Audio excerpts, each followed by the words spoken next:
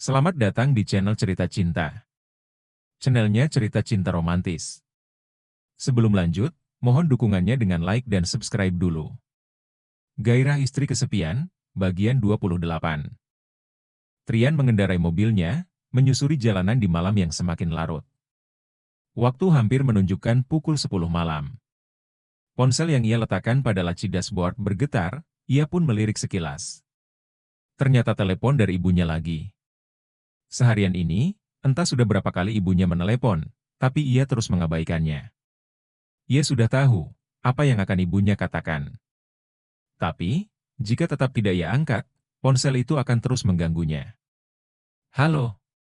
Akhirnya Trian menerima telepon tersebut. Kamu sedang apa?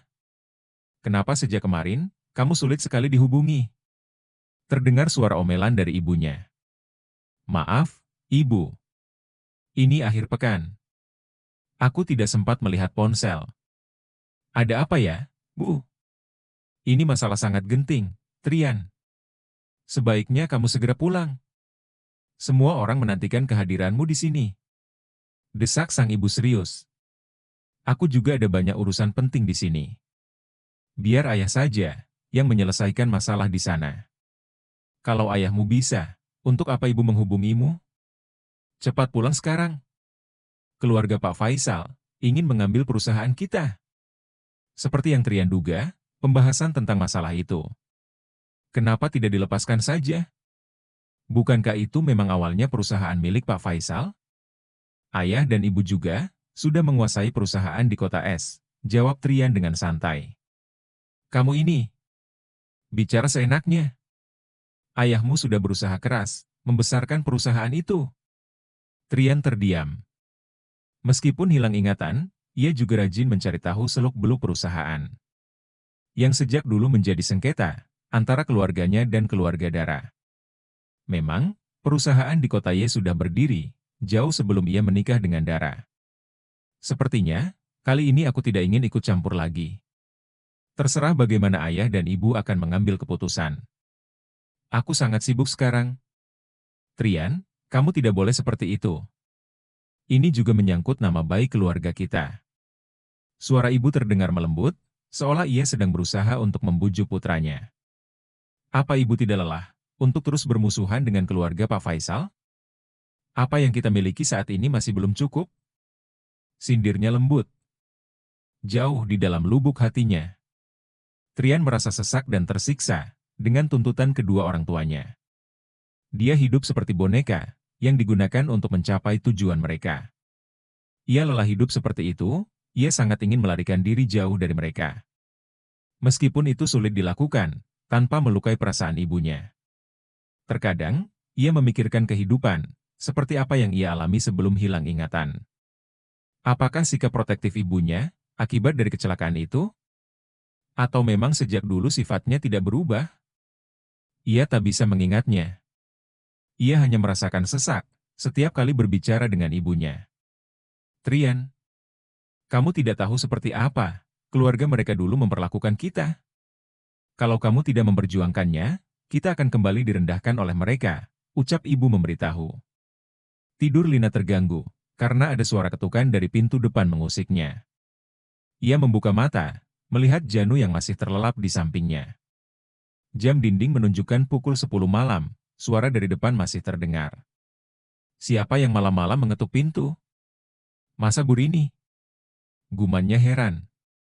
Perlahan Lina turun dari atas ranjang, agar tidak membangunkan Janu. Ia menghampiri pintu yang masih diketuk dari luar. Iya, sebentar. Ucapnya sambil setengah lari menuju pintu. Saat pintu terbuka, tiba-tiba seseorang memeluknya. Lina mematung saking terkejutnya. Ia menyadari, orang yang tengah memeluknya adalah atasannya, Trian. Ada aroma alkohol yang tercium dari lelaki itu.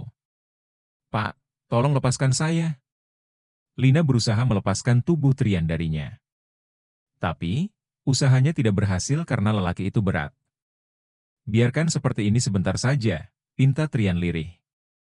Lina terdiam. Lelaki itu, tampaknya sedang tidak baik-baik saja. Ia tidak menyangka, Trian akan mendatangi rumahnya selarut itu. Memang, setelah sebelumnya Trian mengantar dia pulang. Lelaki itu terus mengirimkan pesan dan meneleponnya. Akan tetapi, Lina tak menanggapinya. Ia benar-benar tidak mau mengungkit masa lalu, yang sangat menyakitkan untuknya. "Apa Anda mabuk?" tanya Lina mengernyit. "Tidak," bantah Trian seraya mengeratkan pelukannya. "Anda bau alkohol." "Aku hanya minum sedikit." "Aku tidak mabuk," kilahnya menyangkal. "Tolong lepaskan saya." "Anda sudah terlalu lama memeluk saya," pinta Lina ngebegek. Perasaan Trian sudah lebih tenang. Ia akhirnya mau melepaskan pelukannya. Namun, raut wajah Trian terlihat muram. "Apa Janu sudah tidur?" tanyanya. "Sudah selarut ini tentu saja dia sudah tidur," jawab Lina dengan sedikit ketus. "Ada perlu apa? Anda datang ke rumah saya selarut ini?" Trian menggeleng. "Tiba-tiba aku hanya terpikir untuk datang ke sini." Lina melirik ke arah luar. Ia ingin mengusir lelaki itu tetapi tidak tega. Wajahnya sangat kasihan, seperti orang linglung. "Masuklah," ajak Lina menyuruh Trian. Trian melangkahkan kakinya memasuki ruang tamu rumah Lina. Rumah yang tampak kecil, menyatu dengan area dapur. Rumah itu benar-benar terlihat sempit, jika dibandingkan dengan rumahnya. Perabot yang ada di dalamnya juga sederhana dan seadanya. Trian duduk di sofa ruang tamu yang lumayan nyaman. Ia meletakkan ponselnya di atas meja. Dari sana, ia bisa melihat Lina, yang tengah sibuk membuatkan minuman di dapur. Ini pertama kalinya, ia masuk ke dalam rumah itu. Kemarin, ia tidak diperbolehkan mampir setelah mengantarnya pulang. Kepalanya terasa sedikit pusing. Untung saja, tadi ia bisa mengemudi dengan baik sampai di sana. Sepertinya, ia memang sedikit mabuk. Trian memang tidak kuat untuk minum, padahal, ia hanya meneguk segelas alkohol saja di tempat Reno. Teleponnya kembali bergetar. Lagi-lagi panggilan masuk dari ibunya. Wanita tua itu memang tidak akan berhenti merayu, sampai Trian mau menuruti. Otaknya seakan ingin meledak, setiap kali mendengar suara ibunya. "Kenapa tidak diangkat?" tanya Lina yang baru datang dari arah dapur. Ia membawa secangkir minuman, dan meletakkannya di hadapan Trian. Sekilas ia melihat nama pemanggil, yang muncul di layar ponsel itu. "Itu telepon dari ibu Anda, kan? Kenapa tidak diangkat?" tanya Lina penasaran. "Tidak apa-apa. Aku hanya sedang malas menerima telepon," jawab Trian enteng. Sekian lama mengenal Trian, Lina tahu jika lelaki itu sangat patuh pada ibunya. Seorang Trian tidak akan mengecewakan orang yang paling dihormati dan disayanginya. Bahkan, dulu mereka akhirnya putus karena ibu Trian tidak menyukainya. "Apa Anda sedang bertengkar dengan beliau?" "Tidak," kilah Trian singkat. "Kami hanya sedang ada sedikit perbedaan pendapat." Lina mengangguk-anggukkan kepala. "Ah, ya. Saya tahu rasanya berselisih paham dengan orang tua. Sesalah apapun mereka, tidak ada gunanya untuk membantah. Bagaimanapun juga, mereka tetap saja orang tua yang harus dihargai. Mungkin, tujuannya juga untuk kebaikan anak. Hanya saja, terkadang caranya terlalu dipaksakan. Orang tua tidak selalu benar. Tapi, anak juga tidak selalu salah." Lina jadi teringat dengan orang tuanya. Sudah 7 tahun lamanya, ia tak bertukar kabar dengan mereka. Meskipun perilaku ibunya seperti itu, ia tetap menyayanginya. Ia bahkan berharap, suatu ketika bisa berdamai dengan ibunya. "Diminum dulu, Pak, itu wedang jahe." Kata orang, bagus untuk menghilangkan efek mabuk, ucap Lina menawarkan. Trian lantas mengambil cangkir, yang ada di hadapannya. Ia meniup permukaan airnya sebelum diminum. Sensasi hangat, langsung membasahi tenggorokannya. Telepon Trian kembali bergetar. Ibunya masih terus mencoba menghubungi, meskipun belasan kali ia abaikan panggilannya. "Pak, apa tidak sebaiknya diangkat?" "Mungkin saja ada hal penting," usul Lina. Ia juga risih, sejak tadi melihat ponsel itu terus menyala. Bukannya menerima telepon itu, Trian justru menonaktifkan ponselnya. "Pak!" Lina keheranan dengan perbuatan Trian. Ia tak tahu, Seburuk apa hubungan antara ibu dan anak itu? Aku sedang tidak ingin berbicara dengan ibuku. Lagi pula, aku sudah tahu apa yang mau dia bahas, ucap Trian memberitahu. Sayangnya aku bukan tipe orang seperti itu. Aku lebih suka menatap masa depan, daripada terjebak dalam masa lalu. Ucapan Trian membuat Lina tersenyum kikuk. Kalau kamu sendiri bagaimana? Apa kamu juga menyukaiku? Tanya Trian serius. Lina kembali bimbang. Kemarin, ia sudah berusaha untuk menghindari pertanyaan itu. Tapi, hari ini ia kembali mendengarnya. Saya membenci Anda, Pak. Kini giliran Trian yang tertegun. Apa? Benci? Kenapa? Tanyanya heran. Karena lembur. Saya benci lembur. Dan bapak orang yang membuat saya lembur, sindir Lina. Trian merasa tertampar dengan itu. Mungkin. Lain kali harus diatur jadwal, supaya tidak ada yang lembur, kilahnya membela diri. Bicara tentang jadwal lembur, bisakah bapak pulang sekarang juga? Lina berusaha menyuruh tamunya pulang dengan halus. Apa kamu ingin mengusirku? Trian sedikit merasa kesal karena diusir. Ini sudah jam 11 malam lebih, Pak. Terus terang, saya sudah mengantuk dan ingin istirahat.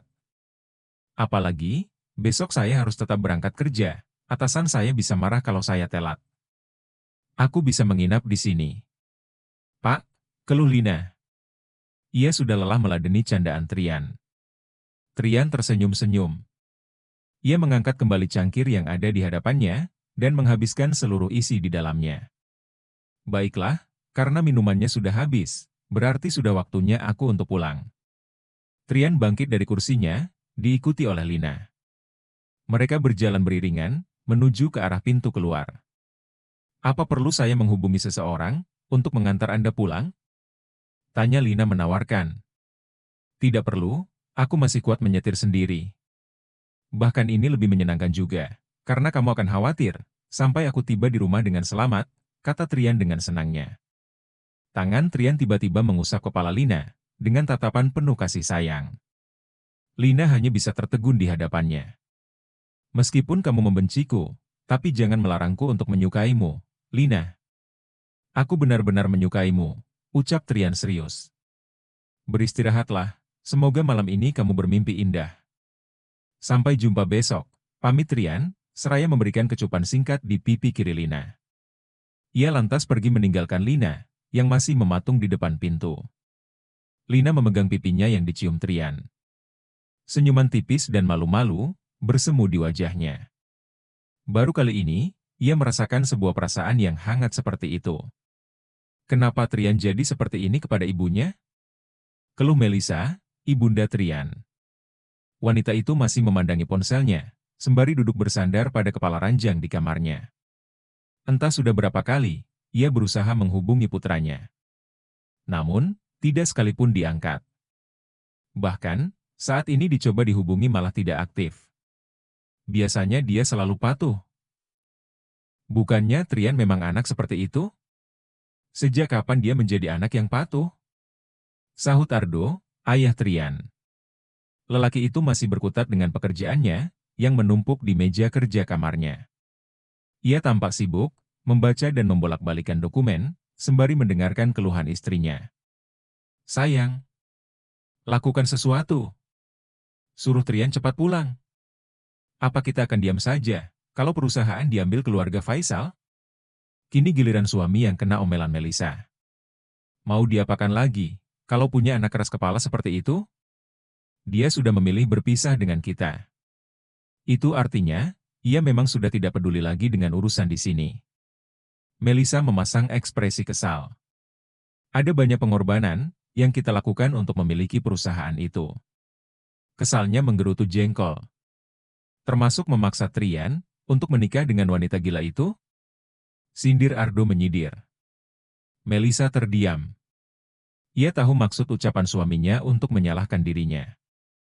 Aku kira, setelah Trian hampir mati, kamu akan berhenti bersikap seperti ini, Melisa.